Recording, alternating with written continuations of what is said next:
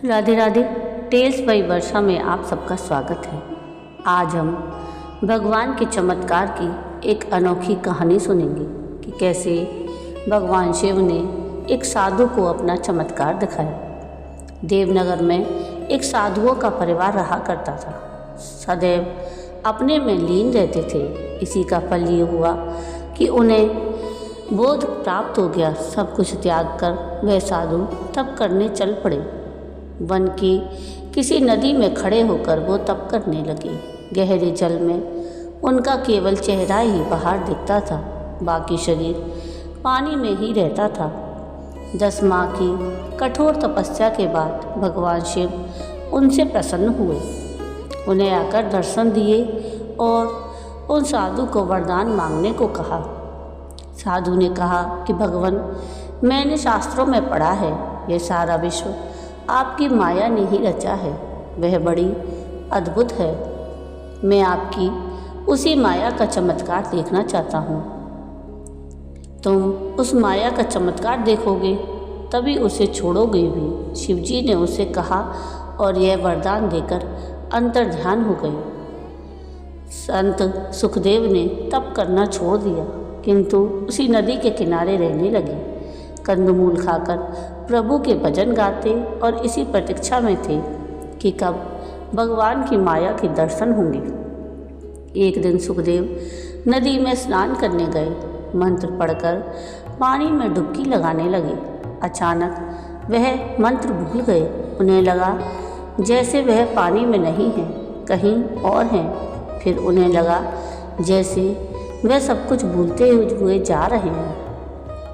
भूलते हुए जाते हुए वह भूतमंडल नामक गांव में, कंस नामक गांव में उन्होंने जन्म ले लिया, जिसमें उनका नाम कंस रखा गया। कंस बहुत सुंदर और बलवान था। युवा होने पर वह शिकार खेलने में बड़ा होशियार हो गया। फिर उसका विवाह एक सुंदर कन्या से हुआ। उसके 2 पुत्री भी हुई। एक समय की बात है, उस गांव में महामारी फैल गई। महामारी भी ऐसी कि पूरा का पूरा गांव ही उजड़ गया। कंस की पत्नी और दोनों पुत्री भी महामारी में चल बसे। वह बड़ा दुखी हुआ। परिवार के शोक में उसने गांव छोड़ दिया। भटकता हुआ कंस कीर देश की राजधानी श्रीमतीपुरी में पहुंच गया। उन दिनों वहां कोई राजा नहीं था। राजा किसी युद्ध में मारा जा चुका था। वहाँ पर राजा चुनने का बड़ा ही अनोखा तरीका था। सिखाए हुए हाथी पर सोने की अंबारी रखकर हाथी छोड़ दिया जाता था और हाथी मार्ग में चलते चलते जिस भी आदमी को सूर से उठाता, अंबारी पर बैठा लेता, वही वहाँ का राजा बना दिया जाता था। श्रीमतीपुरी में घूमता हुआ कंस एक बाजार में पहुँचा। उसी समय वह हाथी भी सामने से आ रहा था। कंस को देख हाथी उसके पास आकर रुका, फिर सूंड से उठाकर उसे अंबारी पर बिठा लिया। नए राजा को पाकर दरबारी जय जयकार करने लगे, मंगल गीत गाए जाने लगे, बाजे बजने लगे। कंस ने अपना असली नाम छिपाकर अपना नाम गवल बता दिया। शुभ मुहूर्त में कंस का राज तिलक कर दिया गया। अब वह राजमहल में आनंद से रहने लगा। एक दिन गवल अपने राजमहल के अटारी पर खड़ा था। उसने उत्सुकता से राजा को देखा तो उसे पहचान गया। वहीं से चिल्लाकर कहा कि अरे कंस, तुम यहाँ आकर राजा बन बैठे। चलो, बड़ा अच्छा हुआ, अब तक कोई राजा नहीं बना था। मंत्री और सेनापति भी राजा के पास खड़े थे। उन्होंने यह सुना तो चौंके और आपस में कहने लगे कि क्या हमारा राजा चांडाल है। धीरे धीरे कंस के होने की बातें चारों तरफ फैल गई। मंत्री और दरबारी सभी राजा से दूर भागने लगे। कुछ दिन तक तो वह अकेला रहा। फिर सोचने लगा, जब मुझे कोई यहाँ चाहता ही नहीं तो यहाँ रहना व्यर्थ है। ऐसा सोचकर वह राजपाट त्याग कर चलता बना। चलते चलते दिन छिप गया। अंधेरी रात के कारण कुछ भी दिखाई नहीं पड़ रहा था। वह नदी के तट पर गया। नदी अंधेरे में नहीं दिखी। कंस आगे बढ़ा तो छपाक से जल में जा पड़ा। अपने को बचाने के लिए हाथ पैर मारे ही थे कि नदी के पानी में बेसुध पड़े सुखदेव को होश आ गया। अभी घड़ी भर में उन्होंने जो लीला देखी और भोगी थी उसे याद कर उन्हें अति आश्चर्य हुआ।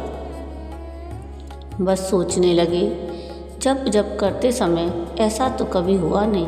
भूला हुआ मंत्र भी अब उन्हें याद आ गया था। उन्होंने स्नान करके संध्या की, फिर पानी से बाहर निकल आए और फिर विचार करने लगे कि ऐसा तो सपने में भी हो सकता है वह सपना हो, उसी में मैंने सब कुछ किया हो और भोगा हो। इस प्रकार की बातें सोचते विचारते सुखदेव धीरे धीरे इस बात को भूलने लगे। कुछ दिन बीत गए। एक दिन उनके नगर का एक साधु उधर आया। सुखदेव उसे बचपन से ही जानते थे। सुखदेव ने साधु की आवभगत की, फिर पूछा कि आप इतने दुर्बल कैसे हो गए? क्या किसी रोग ने आपको घेर लिया है? वह संत बोलने लगे कि अरे भाई सुखदेव, आपसे क्या छुपाना। कुछ वर्ष पहले मैं तीर्थ यात्रा पर गया था। घूमना हुआ तो कीर देश में जा पहुंचा। वहाँ बड़ा आदर सम्मान हुआ मेरा। मैं 1 माह तक वहीं रहा। एक दिन मुझे पता चला कि उस देश का राजा भी एक है। फिर एक दिन यह खबर भी मैंने सुनी, वह नदी में डूब मरा। मुझे बड़ा ही दुख हुआ। हृदय को कुछ ऐसी ठेस लगी कि मैं बीमार हो गई। बीमारी में ही अपने घर चला आया। इसी कारण मेरी यह बुरी हालत हो गई है, वह साधु ने बताया। साधु की बातें सुनकर सुखदेव का सिर चकराने लगा। कुछ देर विश्राम करने के बाद साधु चला गया तो सुखदेव व्याकुल हो उठे। उन्हें फिर से भूली बातें याद आ गईं। उसी समय वह चल पड़े भूतमंडल गांव को खोजने। वह मार्ग जानते नहीं थे। किसी तरह पूछते पूछते वह वहां पर पहुँचे। वह गांव उन्हें जाना पहचाना सा लगा। फिर उस घर में पहुँचे जहाँ कंस रहता था। यह घर भी उन्हें परिचित सा लगा। वहाँ की हर वस्तु उनकी जानी पहचानी थी। वह चकराए और सोचने लगे कि मैं तो इस गांव और इस घर में कभी आया नहीं, फिर ये मुझे परिचित से क्यों लग रहे हैं। इसके बाद सुखदेव कीर्तनगर की राजधानी में पहुँचे। वहाँ के राजमहल में गए। राजमहल के दरवाजे, शयन कक्ष, राज दरबार सब कुछ उन्हें जाने पहचाने लगे। यह सब क्या है? मैं पानी में केवल 2 क्षण डुबकी लगाए रहा, उसी में मैंने इतना बड़ा दूसरा जीवन भी जी लिया, फिर भी पानी में ही रहा। इसमें सत्य क्या है? इसी उधेड़ बुन में डूबे हुए वह नदी तट पर आ पहुँचे और फिर तप करने लगे। अब सुखदेव ने अन्न जल त्याग दिया। भगवान शिव ने उन्हें फिर से दर्शन दिए और बोले कि साधु, तुमने मेरी माया का चमत्कार देख लिया। मेरी इस माया ने ही इस पूरे विश्व को भ्रम से ढका हुआ है। सभी विश्व को सत्य मानते हैं, जबकि वह उसी प्रकार है जैसे तुमने राजा के अपने जीवन को देखा। सुनकर सुखदेव की सारी शंका मिट गई। वे उसी क्षण सब कुछ त्याग कर गुफा में जाकर लीन हो गए, क्योंकि यही उनकी दुनिया थी। तो ये थी भगवान की चमत्कार की एक अनोखी कथा। आपको आज की ये कथा कैसी लगी मुझे कमेंट करके ज़रूर बताइएगा। और अगर आपको ये कहानी पसंद आई हो तो प्लीज़ इसको लाइक शेयर ज़रूर कीजिएगा और प्लीज़ मेरे चैनल को सब्सक्राइब कीजिएगा और कमेंट में राधे राधे ज़रूर लिखिएगा। वीडियो पूरा देखने के लिए थैंक यू। राधे राधे।